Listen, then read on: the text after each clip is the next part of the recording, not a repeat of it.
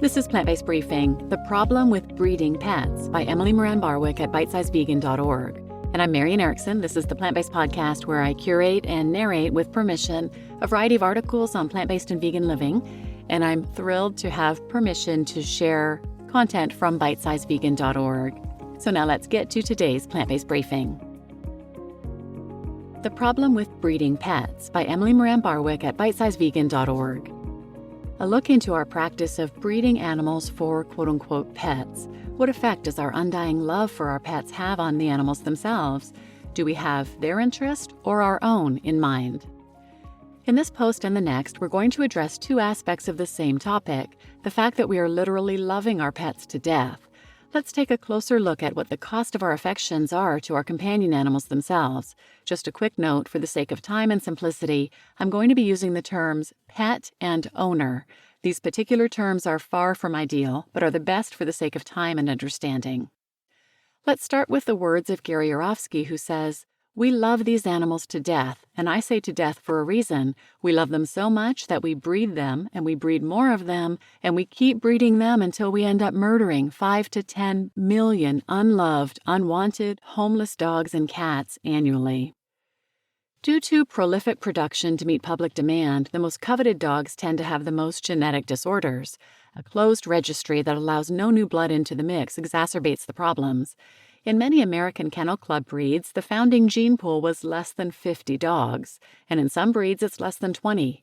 In the words of Dogs Today columnist Patrick Burns, "We did not create the dogs we love in a closed registry system. We have only ruined them there." Cambridge University professor Sir Patrick Bateson states, "To the outsider it seems incomprehensible that anyone should admire, let alone acquire, an animal that has difficulty in breathing or walking. Yet people are passionate about owning and breeding animals which they know and love, even though the animals manifestly exhibit serious health and welfare problems." It's a trend that even prompted Consumer Reports to issue a warning in 2003 telling readers that the demand for ever more perfect, purebred dogs has concentrated bad recessive genes and turned many pets into medical nightmares. Even many pet stores that offer AKC registration or proof of purebred standards with their puppies are receiving these dogs from puppy mills where there's no regulation of breeding practices. Puppy mills are low-budget commercial enterprises, often backyard operations that expose animals to filthy, overcrowded conditions with no veterinary care or socialization.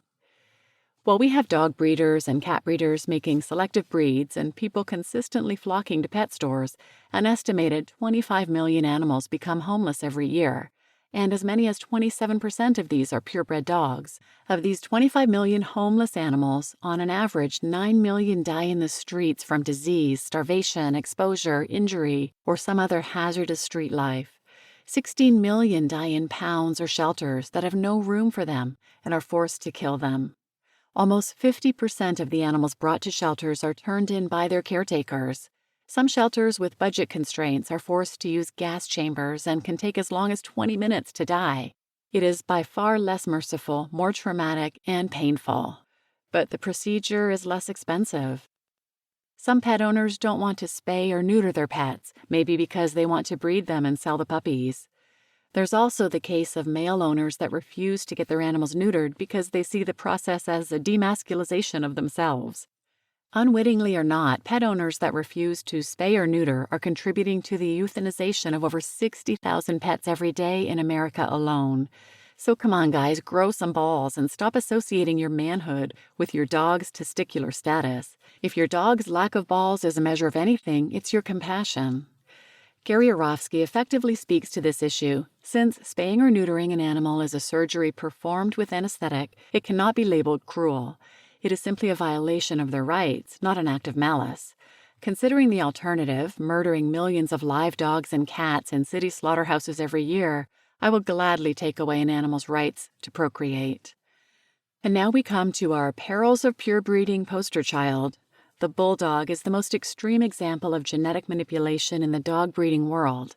Bulldogs are significantly more likely than other dogs to suffer from a wide range of health issues. 3 independent reports into purebred breeding found that some modern breeding practices, including inbreeding and breeding for extreme trade, are detrimental to the health and welfare of dogs. Bulldogs were noted in all 3 reports as a breed in need of intervention. with one going so far as to question whether it's ethically defensible to continue breeding them at all. Most breeders have a year-long guarantee on their puppies, meaning that if your puppy is defective or has too many problems, you can trade them in for a better model. Ubi is one of these trade-ins. She's had 5 surgeries before she was 1, had more ER trips than I'd like to count, and in a single month racked about $3,500. Now I go through all of this not to disparage Ubi, but to put a face on the cost of what happens when we breed animals for our own means and not for their own health. Natural selection would never say, I'm going to make an animal that can barely breathe and has chronic allergy issues, but darn it, it's going to be cute. Should dogs have to go through surgery simply to function as dogs? Is this what we want for our best friends? Perhaps some of the tough questions we should ask ourselves are, can we keep animals as companions and still address their needs? Is our keeping companion animals in their best interest, or are we exploiting them? Some of the ways humans hurt animals are clear and easy to see, but others are more subtle and more difficult to address. I hope this has shed some light onto these areas. Don't miss the next nugget where we delve into the pet food industry.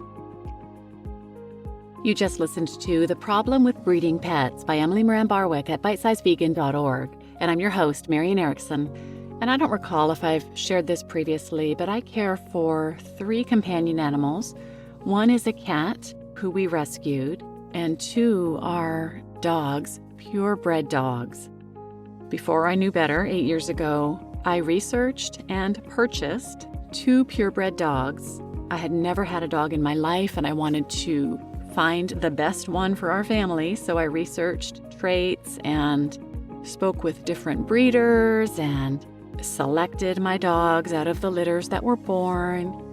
They're mini Australian Shepherds. And it kills me to say this too, but they have docked tails. Their tails were cut off. I can't believe how I didn't know anything then, but it just helps me remember that most people don't think about this stuff or they don't want to. I actually had seen adopt, don't shop bumper stickers and whatnot, and I reached out to a friend who had just adopted a dog and asked her opinion on buying from breeders or adopting, and I got the answer I wanted and I stopped looking there. She said something like, yes, it's better to adopt from a shelter because those dogs need homes, but the dogs that are born to breeders need homes too. And she also mentioned about the physical traits and how, natural selection produces much healthier dogs. But that was part of my research, so I made sure to choose a healthy breed and I was good. And I would never, ever, ever purchase a dog again. I don't hold it against my sweet babies. I love them to pieces, of course. But now that I know better, I will do better.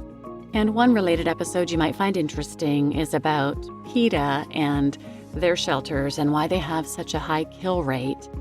Eye-opening and really important for people to understand. That's episode 395, Does PETA Kill Animals? And other questions about PETA's shelter answered. So please share this episode with anyone who might benefit, and thanks for listening.